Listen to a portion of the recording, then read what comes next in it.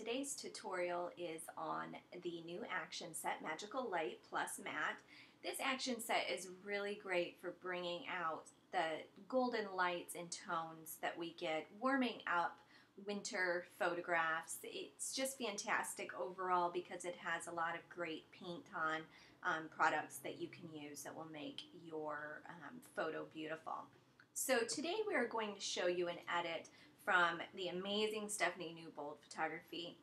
I absolutely love her work and am so touched to be able to try this set on her photographs because she's such a fantastic photographer. So thank you again, Stephanie, for allowing us to work on your already perfect photograph.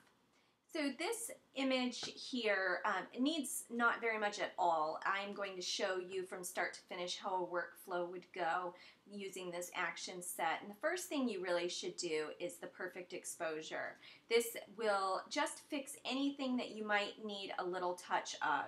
All of the layers come in hidden, and that is because we're not sure which type of exposure fix you need. So you just click on the eye to show the action. BAM is really great for just bringing a little punch of light in there. So I'm going to turn that on and more depth. That's all she needs. Hers is really great, but feel free to use any of the action or layers that you need to fix your exposure. Also turn up the opacities when you need them. I like to click on the background layer to start my next action to ensure that there's no errors, and that is the best practice to use when you're using actions. We're going to run the Magical Light Plus Matte because that's so perfect for this action. It just brings out the golden glow that Stephanie has made happen here behind her hair. It's just a fantastic photograph. So we're going to run that. The only thing that with this action is it is not great for skin tone. As you can see, it is very matte and it does dull a lot of things. We love it for the background. It's going to make our subject really pop away from it, but we're going to wipe the subject off of the action. The way that you do that is by clicking on the layer mask of the adjustment layer if you're in Elements, or the layer mask of the grouping if you're in Photoshop. You get a black brush because black is hide, and you just paint directly over your subject. You can do this fairly easy. You don't have to be too perfect at it. You can also change the opacity a little bit if you do want just a slight amount of the magical light to be showing on the skin, but for this photograph, Stephanie did such a good job on her exposure. We don't need much. So we're going to take it off completely. I am going to click on background again to go to my next step. I love to get into the paint-ons because these are really what's going to make things pop in your photograph. Painting on particular areas is what turns a flat image into a piece of art. So we're going to start with a pop of color, and I'm just going to pop the color on her. We're going to get a white paint brush, be on the layer mask, and we're going to just paint that on some specific areas of her, which are the flowers in her hair. We're going to do it on her eyes. And the way that I am changing my brush size so quickly and easily, and we're going to do it on her lips, is by hitting the bracket keys next to the letter P on our paintbrush. On our keyboard, I'm sorry. I'm going to turn up the opacity just slightly. That's all we need. I'm going to click on background, and I'm going to go to the spot sharpener. This one is so fantastic for all over face sharpening. It's just light, not too much. You can turn your opacity down if you need to. And I brushed that on this little area of her dress. I'm going to take that off so it doesn't lighten it up. Then you can go ahead and turn that down if you'd like just a little bit.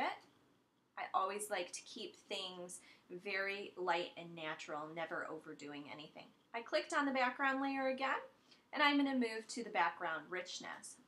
This action is really great for bringing out a 3D-like effect, bringing these plants that she has here, just the tips of them forward. And the way that I do that is by clicking on the layer mask of the layer that I want, which I want to bring out the deep browns.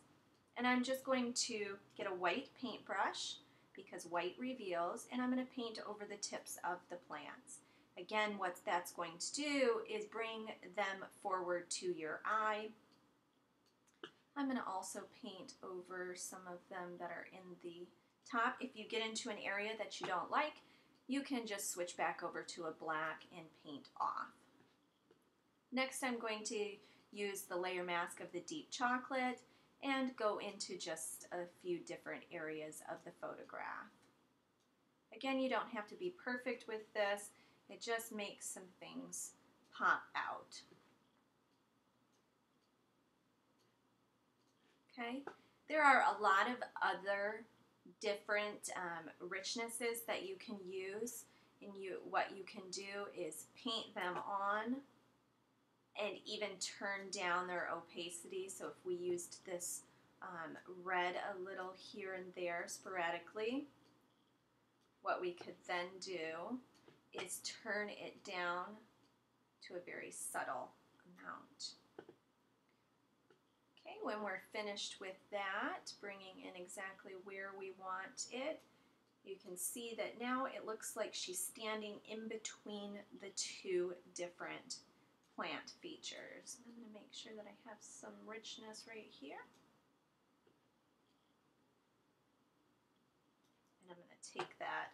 I'm wiping off where I don't like that I've added it just by switching over from black and white and back and forth. Once I'm finished with that, I can go ahead and if it is exactly how I want it to be, I can flatten all of the layers and run the finishing gloss. And the finishing gloss is really important to finish with every photograph. It just brings exactly the right amount of light and sharpness.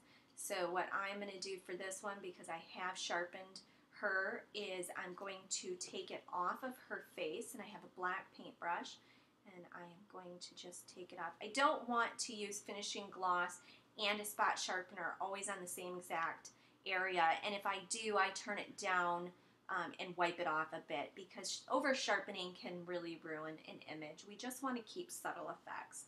So once we're done there, I'm going to go ahead and show you the before. So it's absolutely stunning. Stephanie is such a fantastic photographer. We thank her so much for allowing us to do this on her already beautiful work. And here is the after. It is subtle, it is not too much, it is just perfect. And as you can see, the little girl is really separated from her background. So the before and the after. And what this did also is warmed up the tones that winter can create. So I thank you so much for watching. Again, I thank Stephanie for allowing us to use her photo today. Thank you.